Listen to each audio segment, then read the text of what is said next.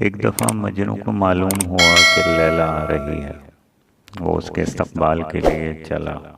مجنو جس اونٹنی پر سوار ہوا اس کے بچے کو گھر چھوڑ گیا۔ راستے میں مجنو اور اس کی اونٹنی کے درمیان کشمکش شروع ہوئی۔ مجنو چاہتا تھا کہ اونٹنی آگے بڑھے تاکہ لیلا کا وصال ہو سکے۔ اونٹنی گھر کی طرف جانا چاہتی تھی تاکہ اپنے بچے کے پاس پہنچے۔ مجنو کو ذرا سی غفلت ہوتی تو اونٹنی پیچھے گھر کی طرف پلٹ جاتی۔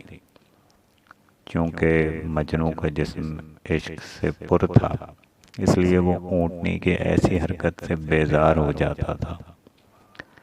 انسان کی عقل اس کے ہر کام کی نگرانی کرتی ہے، مگر مجنو تو عشق میں بے عقل ہو چکا تھا۔ اونٹنی کو ہوش تھا۔ وہ جب دیکھتی کہ مجنو غافل ہے، وہ پیچھے کی طرف چل پڑتی۔ جب مجنو کو ہوش آتا وہ دیکھتا کہ اونٹنی میلوں پیچھے واپس ہو گئی ہے۔ مجنو اسی حالت میں تھوڑا عرصہ رہا، پھر اس نے سوچا دو متضاد سمتوں کے عاشقوں کا باہمی سفر طے نہیں ہو سکے گا۔ اونٹنی مجنو کا راستہ کھوٹا کر رہی تھی اور مجنو اونٹنی کے لیے خرابی ہے۔ مجنو نے اونٹنی کو چھوڑ دیا اور خود لیلا کی طرف چل پڑا۔ اسی طرح جسم اور روح کی خواہشات جدا جدا ہیں۔ ان دونوں کے درمیان کشمکش جاری رہتی ہے۔ روح کی پرواز عالم بالا کی طرف ہے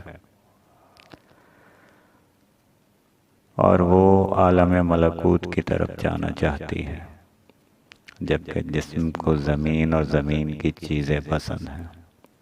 جب تک انسان جسم کی خواہشات کے پیچھے پیچھے رہتا ہے، اصل مقصد حاصل نہیں ہوتا۔ حکیم سنائی رحمۃ اللہ علیہ فرماتے ہیں کہ اللہ کی محبت اور عشق تو دنیا اور اس کی ہر چیز سے زیادہ بہتر ہے۔ جب مجنو لیلا کے عشق میں اونٹنی کو خیر بات کہہ سکتا ہے، تو تجھے بھی اللہ کی محبت اور عشق میں جسم اور اس کی سواری کو خیر بات کہہ دینا چاہیے۔